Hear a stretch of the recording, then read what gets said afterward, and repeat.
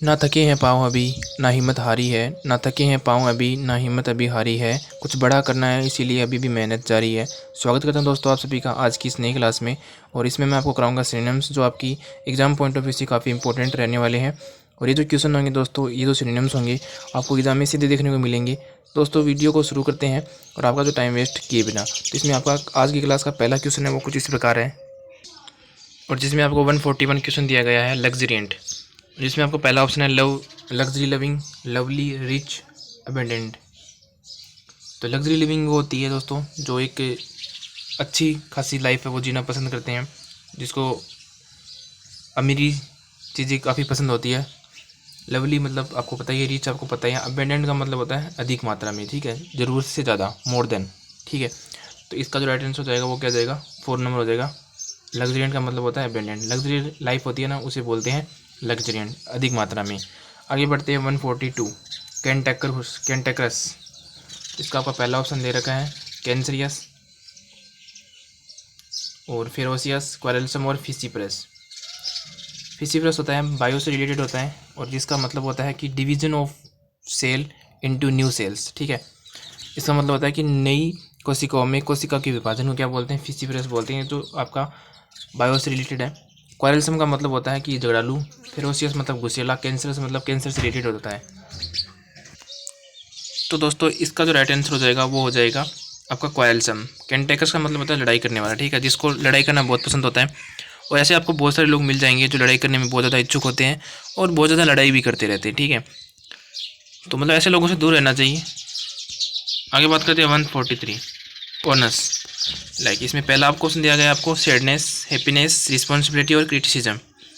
तो सैडनेस का मतलब होता है पता ही है आपको, दुखी रहने वाला। हैप्पीनेस जो खुशी रहता है। रिस्पॉन्सिबिलिटी जिसके पास जिम्मेदारी होती है, जो जिम्मेदारी को समझता है, ठीक है, उसे बोलते हैं। क्रिटिसिज्म जो होता है आपका आलोचना होती है, जो आपको आप कुछ भी ख़राब करने पर आपको जो क्रिटिसिज्म मिलता है जनता की तरफ से। मान लो किसी जैसे मान लो कोई पॉलिटिशियन है तो वो कोई भी गलत काम कर देता है, कोई भी उसकी कुछ कोई भी मान लो उसकी वीडियो लीक हो जाती है तो मतलब उसको क्रिटिसिज्म मिलता है जनता की तरफ से। मान लो कोई सेलिब्रिटी होता है तो उसको भी बहुत सारे क्रिटिसिज्म मिलते रहते हैं। तो ये आपने काफ़ी कॉमन वर्ड सुना होगा। तो इसका जो आपका राइट आंसर हो जाएगा ऑनर्स का मतलब होता है रिस्पॉन्सिबिलिटी। तो 143 का जो राइट आंसर हो जाएगा वो 3 नंबर हो जाएगा। आगे बढ़ते हैं 144 में डिराइजन। पहला ऑप्शन आपका ह्यूमिलिएशन, एम्ब्रेसमेंट, रेडिकल और कंडेमनेशन। कंडेमनेशन होता है किसी की निंदा करना।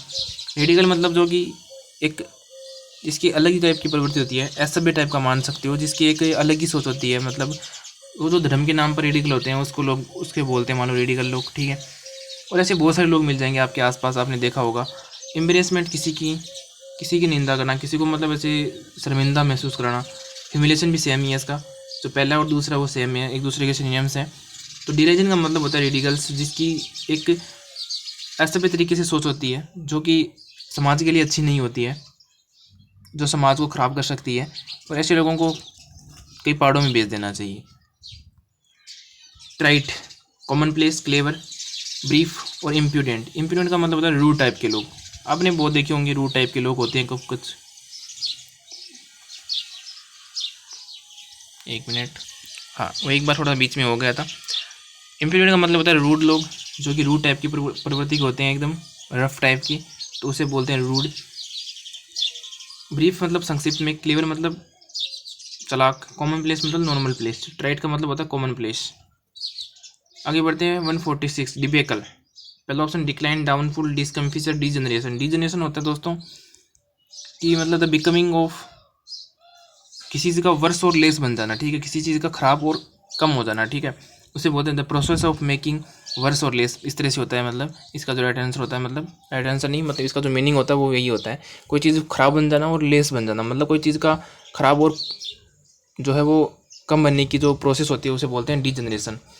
और डाउनफॉल आपको पता ही है, बहुत ही बेहतरीन मीनिंग है। डाउनफॉल आपने सुना होगा कि किसी चीज़ का डाउनफॉल स्टार्ट हो चुका है, तो किसी चीज़ को कम हो जाना, सोशल रिस्पेक्ट, पैसों में, सब कुछ चीज़ों में कम हो जाना, उसे बोलते हैं डाउनफॉल। डिक्लाइन मतलब कमी होता है। और डिस्कम फीचर इसे बोलते हैं एम्ब्रेसमेंट, ठीक है, उसे बोलता है एम्ब्रेसमेंट, और यही होती है।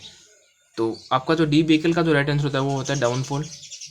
तो डी बेकल का जो राइट आंसर हो जाएगा वो डाउनफॉल हो जाएगा, जिसमें आपकी सोशल पोजीशन, आपकी मनी, आपका पैसा, आपकी इज्जत, सब कुछ चली जाती है, उसे बोलते हैं आपके दोस्त, आपके फ्रेंड, आपकी रिलेशनशिप सब कुछ ख़राब हो जाते हैं, उसे बोलते हैं डाउनफॉल। आगे बात करते हैं 147 पर, ऑस्ट्रेसाइज, जिसमें पहला ऑप्शन आपको दिया गया है बेनिस, बी लिटल, बी गाइल, बी साइज। बी साइज का मतलब होता है किसी चीज़ को सराउंडेड करना, किसी चीज़ की तरफ से आप बाउंड्री टाइप में कर देना, किसी चीज़ को घेर लेना, बी साइज कर देना, उसे बोलते हैं बी गाइल।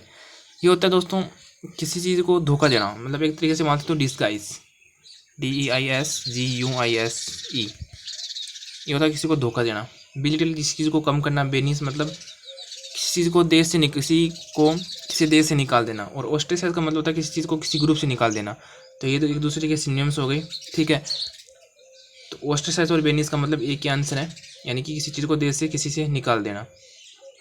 और इसका एक ऑप्शन आप ये देख सकते हो कि एग्जाइल, एग्जाइल भी किसी चीज़ को क्या होता है, किसी देश, किसी व्यक्ति या इंसान को किसी देश से निकाल देना।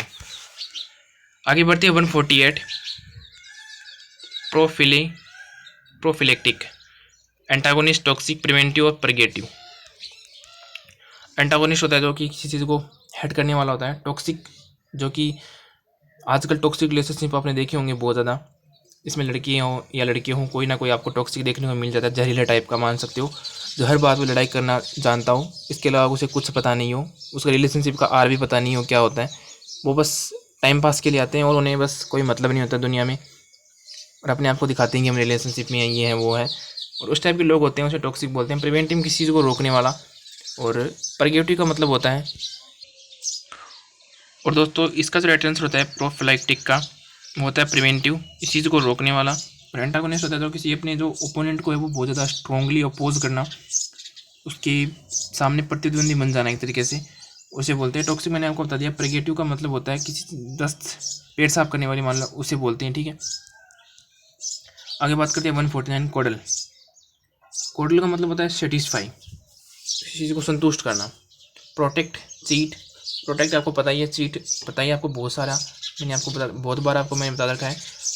और हडल, ये आप बताओगी। 149 का जो राइट आंसर है वो आप बताओगी, मतलब राइट आंसर तो आपका सेटिस्फाई है, ठीक है। कोडल का राइट आंसर सेटिस्फाई है। जो 149 में जो आपका पहला ऑप्शन है, इसका जो आपका आंसर है वो आप खुद करोगे, गूगल करोगे, और आप मुझे बताओगे कि इसका आंसर क्या है कमेंट सेक्शन में, ठीक है। आगे बात करते हैं 150 का, फिल्म साई।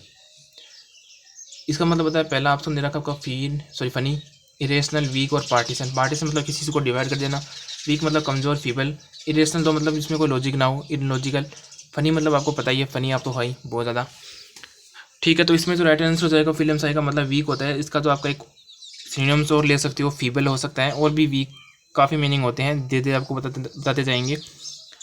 और इरेशनल मैंने आपको बता दिया। और 149 में आप पहला ऑप्शन आप बताओगे हेडल का क्या जो आंसर होता है। और दोस्तों यहीं तक मतलब अभी आपके 10 मीनिंग पूरी हो चुकी हैं, तो हम मिलते हैं नेक्स्ट क्लास में, तब तक के लिए बाय बाय।